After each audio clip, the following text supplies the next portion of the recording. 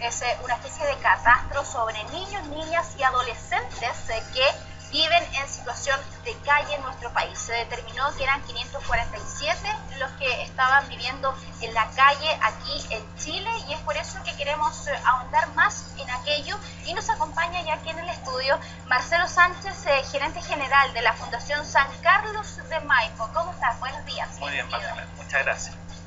Bueno, tenemos esta cifra, 547, pero no es una cifra. Nosotros estamos hablando de niños, niñas y adolescentes. Primero, la mirada general respecto a este estudio hecho por el Ministerio de Desarrollo Social.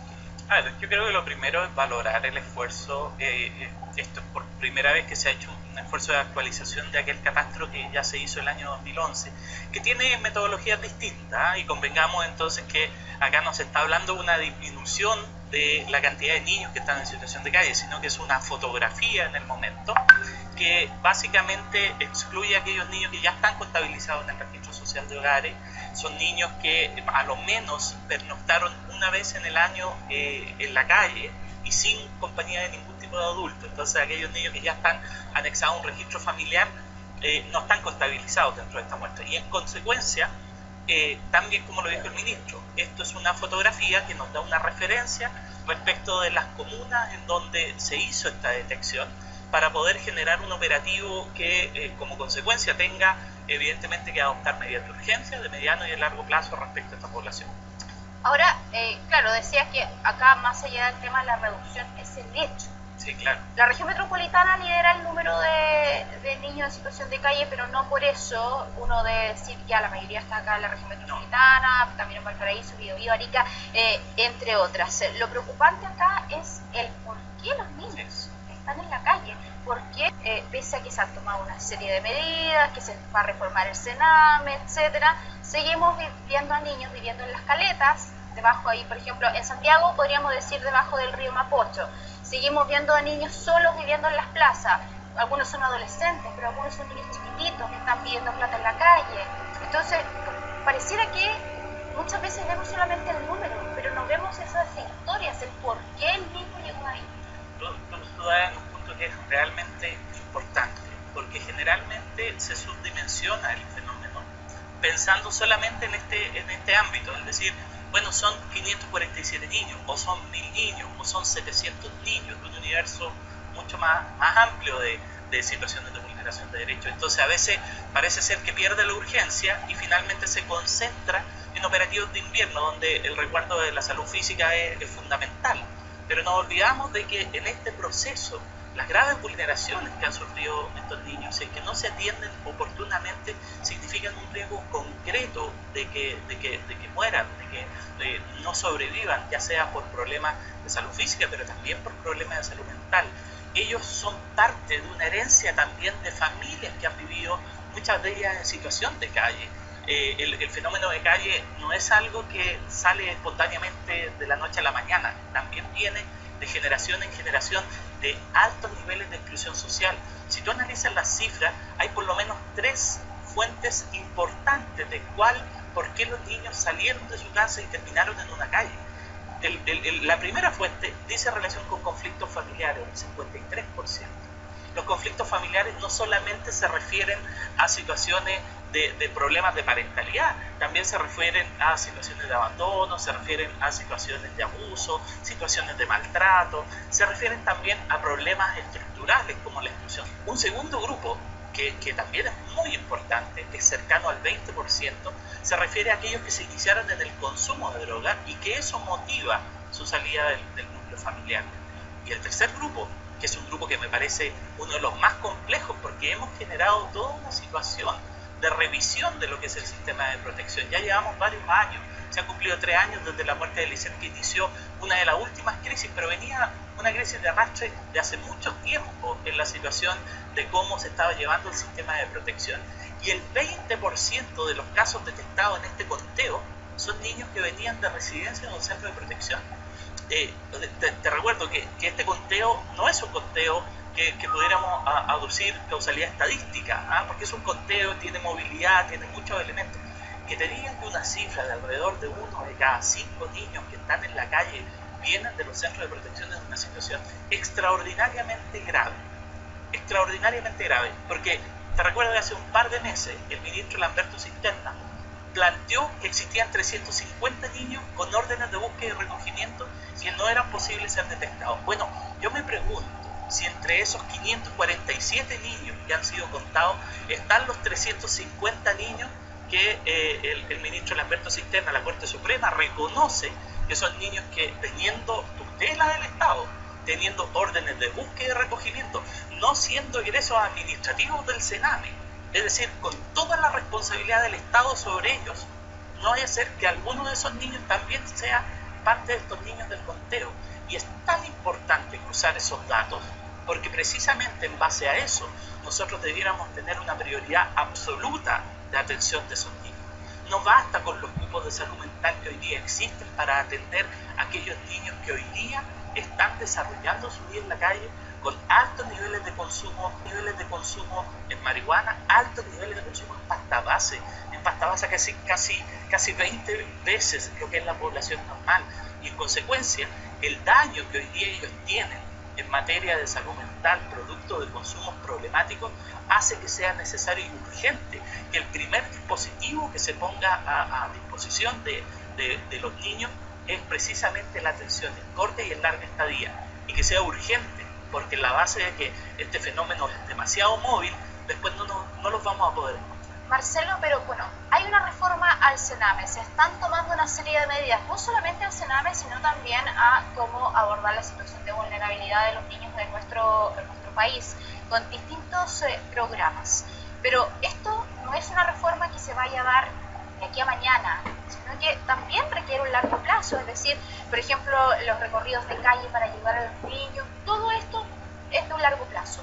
Pero hoy tenemos a esos niños en la calle. Hoy esos niños no vuelven a su casa porque ya no confían en los adultos, o se escapan del Sename o de algún recinto colaborador porque han sido vulnerados, han sido abusados sexualmente, abusados de poder, maltratados, etc. ¿Cómo se recupera la confianza de un niño maltratado que prefiere vivir en la calle cuando está lloviendo, muerto de frío, a vivir en un lugar con techo, pero donde se siente mal, donde piensa que le van a hacer daño? Yo creo que dudas precisamente es la clave.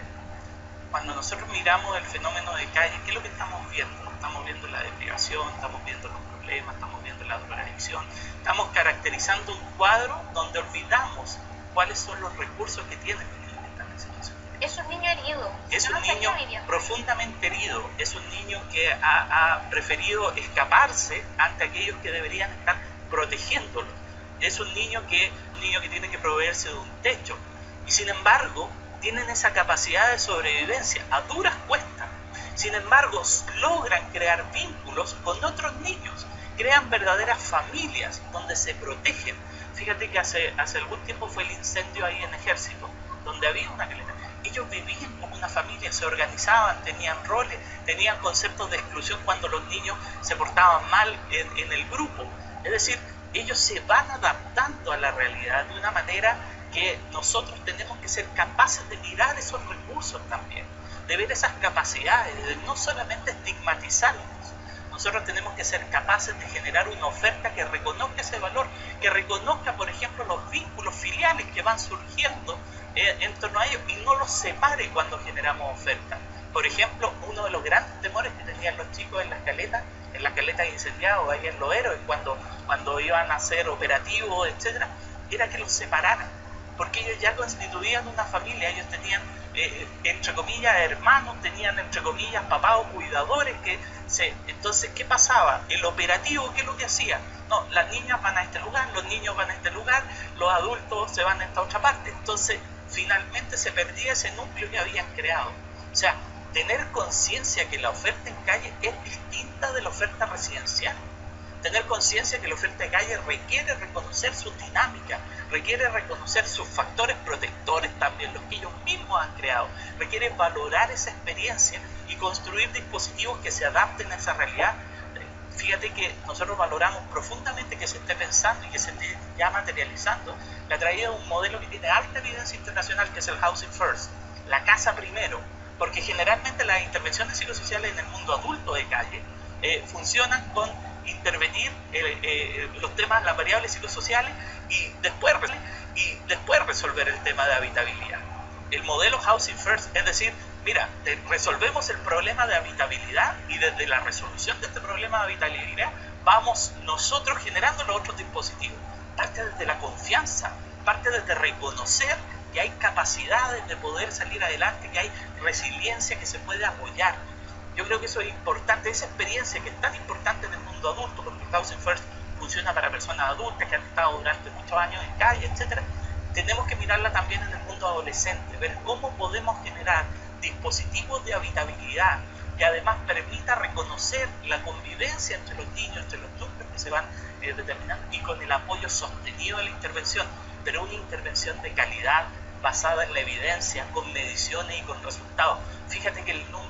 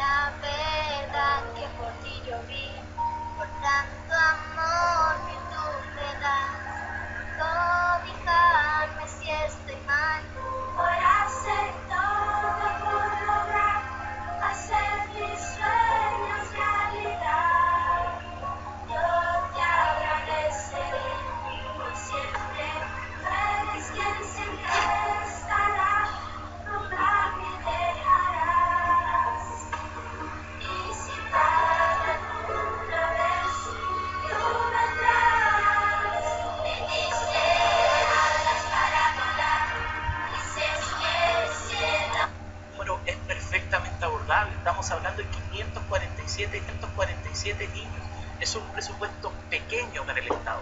Requiere articulación, requiere intersectorialidad, requiere que vivienda se haga cargo, requiere que desarrollo social se haga cargo, requiere que también otros dispositivos como el SENDA logren aumentar sus coberturas para esta población. Claro, pero Marcelo, en plata, en recurso económico es muy abordable, pero lo que decía yo, la confianza. ¿Por qué un niño que vive en la calle, que está con sus amigos, que tiene los roles, se va a ir a un centro del Sename donde estaba? O no solamente el Sename, hay centros colaboradores también donde el niño llega, hasta 2 días, se va de nuevo. Totalmente, pero es por eso, porque la mirada institucional sobre los niños de calle no reconoce aquellas características que hacen que los niños realmente sean sobrevivientes, que han tenido resiliencia, que han logrado formar núcleos familiares, amistades, que pese a todas estas dificultades que los ponen en el riesgo de muerte, ellos han logrado. Entonces, cuando la intervención social se hace sin tener esa mirada, cuando la intervención social solo se hace desde la carencia, desde las necesidades, etc., y desconoce todo eso que ha ido creando el niño para poder mantenerse y para poder crear esos afectos que a veces son los únicos afectos que han tenido en su vida, finalmente no se logra que el niño cree el vínculo necesario para poder salir o para poder desarrollar un fenómeno que le permita salir de esta situación. Entonces, la intervención tiene que partir desde esa capacidad de reconocer al niño en su integralidad, sus riesgos, sus factores de riesgo, sus factores protectores, su entorno, entender cómo intervenir desde el entorno para que gradualmente se vaya haciendo una escala. O sea, algo tan sencillo como no llegar y sacarlo y separarlos a todos. Justamente. Quizás pueden vivir un poco de tiempo ahí en la calle, pero empezar de a poco. Y empezar en la casa primero. Habilitemos las casas, mejoremos las condiciones, reconozcamos el núcleo, pongamos un adulto que esté permanentemente visitándolos, creando el núcleo. Empecemos a desarrollar una intervención acorde a un estado progresivo, a una escalera que realmente vaya marcando hitos, como debieran ser los programas de calle, no una superposición de componentes, sino una progresión, porque este es un proceso gradual. Las vulneraciones que han sufrido son profundas, y como son profundas, requieren múltiples dispositivos, secuenciales, preparados, con el debido tiempo, donde además lo más importante es mantener la relación vincular. Lo más importante que uno ve cuando trabaja con niños en situación de calle, cuando llega en una emergencia, es que tú los viste, que tú hablaste con ellos. Lo que te piden es a veces muy poco para salir adelante, un poco de recursos para comprar una carpa, un poco de recursos para alimentarse ese día, etc. Lo que ellos valoran firmemente es tener tu celular, y poder llamarte cuando les pasó algo. El 70% de ellos recurre a su mamá y la mamá está disponible. Entonces, ¿cómo vamos haciendo para que ese vínculo nuevamente sea operativo?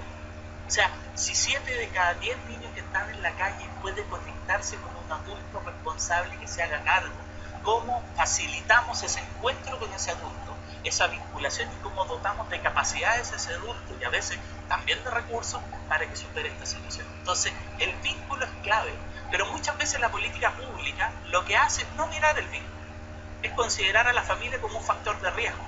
Entonces, no trabajamos con la familia. Pero ahora en esta nueva mirada de este gobierno actual dicen que efectivamente uno de los focos principales es la familia. Yo creo que eso es lo que es más valorable, el poder ir cambiando esta mirada desde lo cultural, el poder avanzar en una gestión programática con programas con evidencia, con teoría de cambio, que esté enfocado a los resultados, no que esté enfocado a dispositivos temporales, no, que esté enfocado en un cambio en la vida de las personas. Pero para eso hay que hacer vínculos con las personas. Y esos vínculos existen hoy día, pero están imperfectos, están rotos, les faltan capacidades. Y eso es lo que tiene que proporcionar el Estado y tiene que proporcionar también la sociedad civil.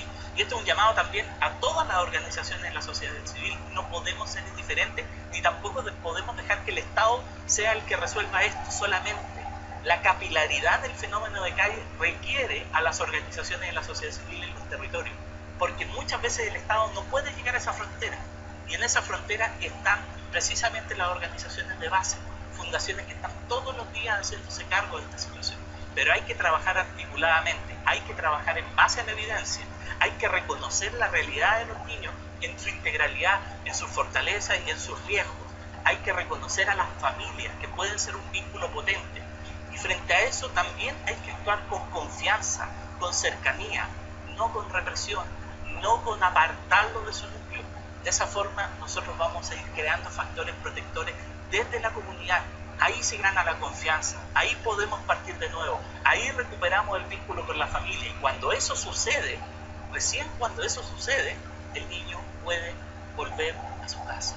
Cuando hay una familia completamente rota, cuando un niño fue abusado sexualmente dentro de su casa o brutalmente golpeado, evidentemente ese niño no puede volver a ese núcleo porque sería un tremendo error y va a una residencia del Sename o colaboradora. Y ahí es donde hay que pensar en otros dispositivos, en fortalecer las familias de acogida, en buscar algún lugar transitorio donde él pueda desarrollarse hasta su edad adulta, en hacer una progresión, por ejemplo, en la vida adulta. Hay niños que ya llevan mucho tiempo, que están en los 17, 16 años, y donde a lo mejor lo que deberíamos hacer es buscar no solo rescolarizarlo, eventualmente capacitarlo en un oficio. Algunos ya constituyeron su nueva familia, entonces a lo mejor apoyar ese núcleo familiar. Es decir, es cierto, no todos los niños pueden volver a su núcleo de origen, la mayor parte sí, pero de los que no pueden tenemos que hacernos cargo con otros dispositivos que asemejen la condición familiar. Familias, como te digo, que pueden ser acogerlas temporalmente, familias o residencias que estén adaptadas exclusivamente para estos núcleos familiares, como podría ser un Housing First adaptado para adolescentes con un tutor que estuviera permanentemente responsable. Entonces, creo que por eso que esto no es pensar desde la generalidad. La situación de calle tiene situaciones extraordinariamente específicas, requiere tener un diagnóstico acabado. Hay vulneraciones que son muy graves, que requieren inmediatas soluciones en materia de salud mental, de preocuparse de ello. La situación de abuso, la situación de droga, la violencia, todo eso genera estar en el límite de la sobrevivencia. Y esos niños tienen un riesgo importante de mortalidad en el sistema. Y por eso te digo que no es menor el cruzar los datos de las medidas cautelares que tiene la Corte Suprema, los tribunales de familia, con las cuales se ha generado una orden de búsqueda y recogimiento, donde Carabineros de alguna forma tiene que tener empadronados a esos niños, pero finalmente la Corte Suprema reconoce que hay un número importante de niños que no hay antecedentes donde están.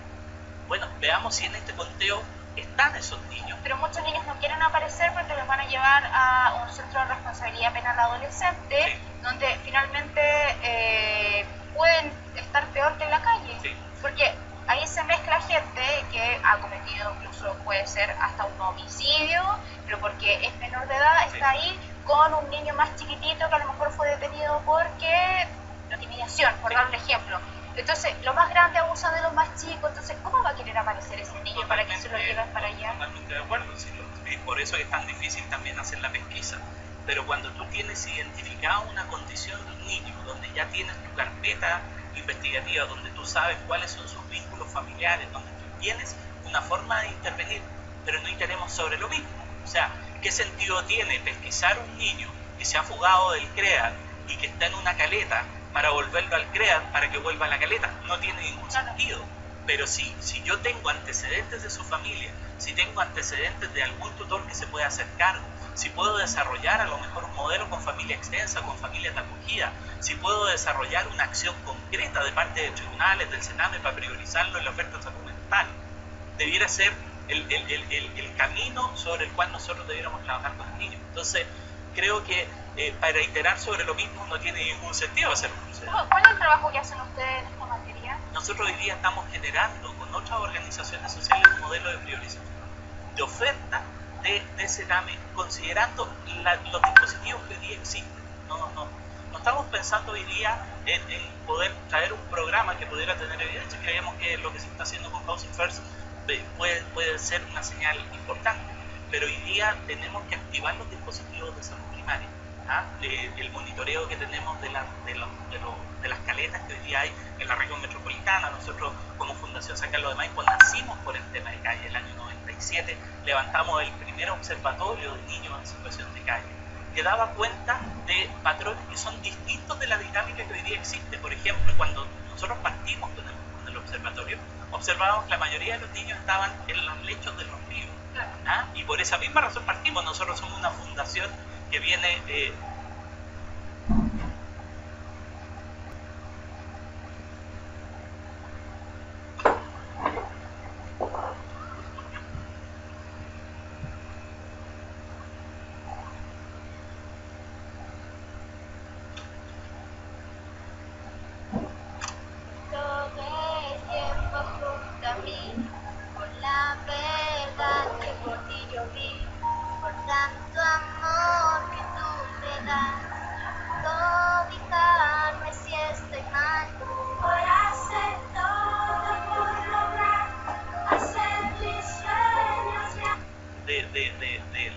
nos llamamos San Carlos por el canal San Carlos, y en las caletas de los ríos habitaban los niños en situación de calle.